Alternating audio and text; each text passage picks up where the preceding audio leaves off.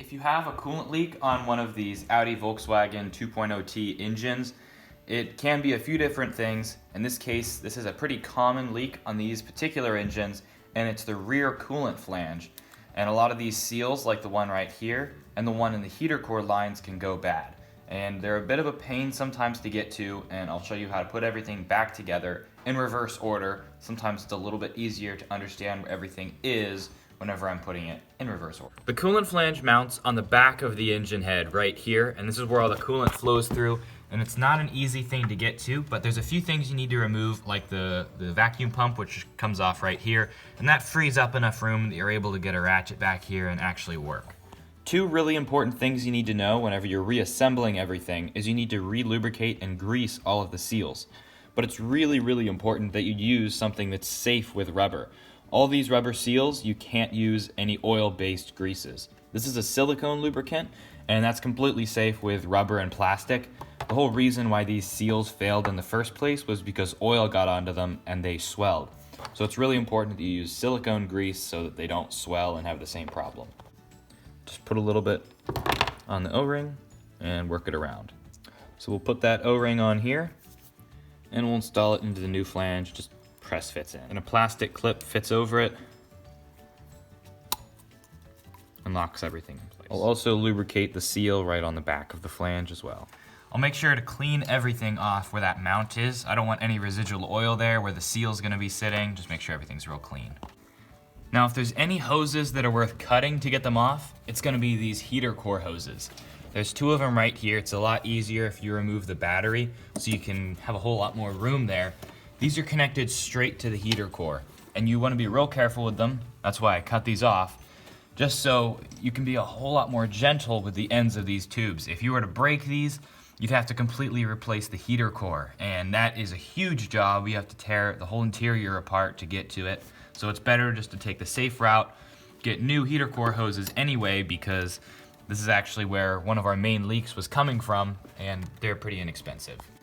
And we'll lube up the seals, again with silicone grease. It's probably one of the most important things is that you use silicone grease and you get lube on the new seals. And a little bit of lube on the inside of the tube so they slip on a whole lot easier. We'll take this rubber grommet that we took off whenever we removed the heater core hoses and reinstall that before we reconnect it to the heater core itself.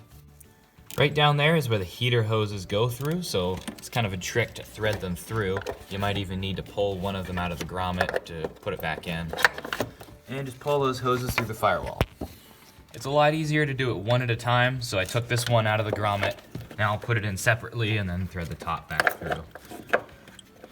Now it's through the firewall, so I'll put it through the grommet. Put on the top one. And the bottom one as well.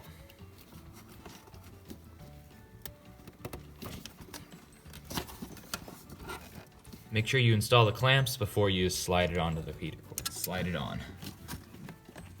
And reinstall the clamp. And the second clamp. Now this grommet just pushes down into the firewall. When it's in, it'll look like that. You just had to get that bottom lip over the metal firewall and it looks really nice. Now the other end of one of those heater core lines goes onto this supply flange, which is not the flange on the back of the head. This is a different one. And that just slides on, and then this is a little metal clip that pushes in, and that locks everything in place. That's kind of right below the intake on the same level as the coolant flange on the back of the head. The key to making everything go together really well, nice and smooth, is silicone grease, especially where those rubber hoses are going to be sliding over each other. So right here I have another hose that's going to have to pop over it, and it makes it so much easier, significantly easier, whenever there's grease that's going to lubricate that. Now again, if you're going to do it, it needs to be silicone grease. You can't have any petroleum-based grease, any oil-based grease, or else none of those seals can handle oil and everything's going to start leaking again. Now this is going to go deep down into the head. It'll be trickier to get a good camera angle at it, but this is the orientation that it's going to be in. The coolant temperature sensors on the left, closer to like the exhaust side of the engine, and then this is where this main coolant supply line, which is this black hose right here, that pops on here. These are your two mounting points onto the head, and then the bottom flange here is that other heater core on the bottom that lines up and it pops in right there with that same kind of metal clamp. We'll put the flange in. Next we'll put the 2 bolts into the flange on those 2 holes. It's going to be a bit tricky to get it all lined up, get the threads lined up. We'll start everything by hand until we know the threads are going in correctly, then we'll tighten it down with the ratchet. Now though it's pretty tight back here, we'll go ahead and tighten that up. Now the other bolt goes in, and I think it's the trickier one, which is below this right here, and we might need to use a little extension to get to it. And now the one on the bottom is starting to go in. We'll snug it up with a T30 Torx. You'll need a small extension to be able to get to this one. And the second bolt, just be real careful torquing into the aluminum head. They're pretty small threads, you don't want to strip them out. We're going to add this rubber hose down on to this piece of the flange right here, and it just slips right over, and there's one of those metal band clamps that clamps on right there. And that silicone grease makes it a lot easier for everything to slide together. The next hose is this heater core hose, which goes in right there, and it goes into the bottom of the flange, and it's the same mechanism with the clip as the hose that came in over here. It's that bottom hose that runs down and then connects to the very bottom, just like that. And we'll just swing it into place, push it up in, clamp it in place. That feels good. These 2 spring clamps need to be on both sides of the rubber, connecting the main coolant supply line to it. Those are a bit tricky to get to, but you do have room to get a wrench in if you clamp it from both sides. We can plug in the coolant temperature sensor now. This next part is probably what caused the whole coolant leak, the whole problem that we're fixing now. And this is the vacuum pump, which mounts to the back of the head. And there's a little rubber seal which keeps the oil from leaking out, and that failed. It was pretty wet with oil underneath here. And what would have happened was you've got this seal right here, which can't get oil on it. And whenever that's all together with your coolant flange and the oil leaks out, drips down and hits that seal, it swells, and then that no longer can seal, and the coolant leak started. Now the old gasket here is very stiff, but also very flat. We'll peel the old gasket off. Here's the difference between the old seal and the new seal.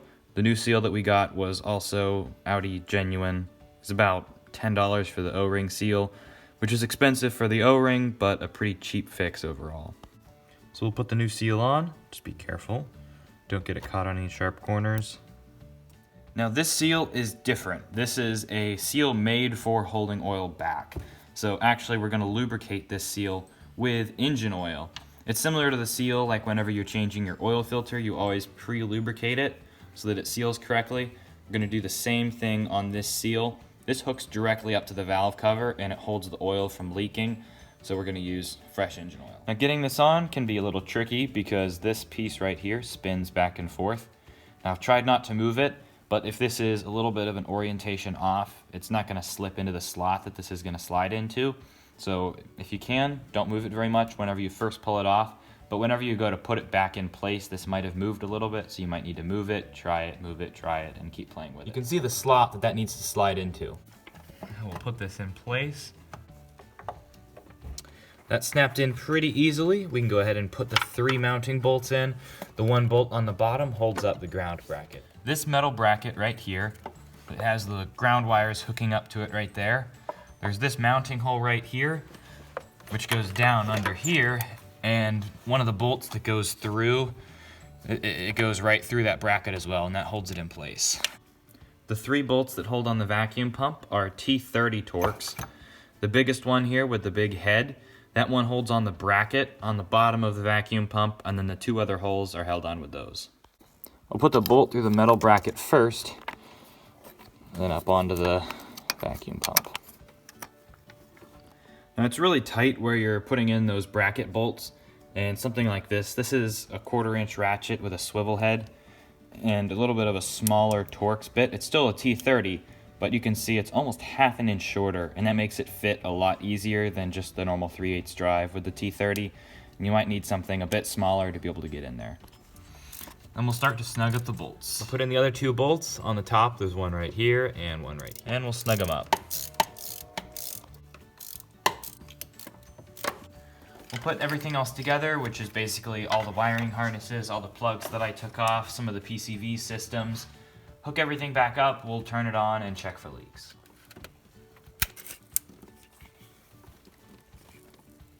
Put the vacuum line on and attach it here into this grommet, and that goes to the brake booster.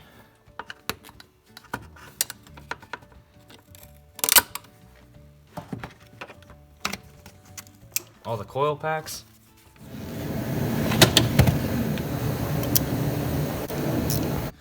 The Volkswagen Audi genuine coolant's pretty expensive. It's about $25 a gallon. So we'll not spill any of this. We'll go ahead and start the car.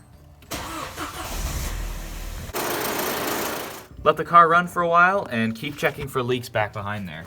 We're not seeing any leaks. The thermostat opened, which brought the level of the coolant down, so we're gonna top it back off.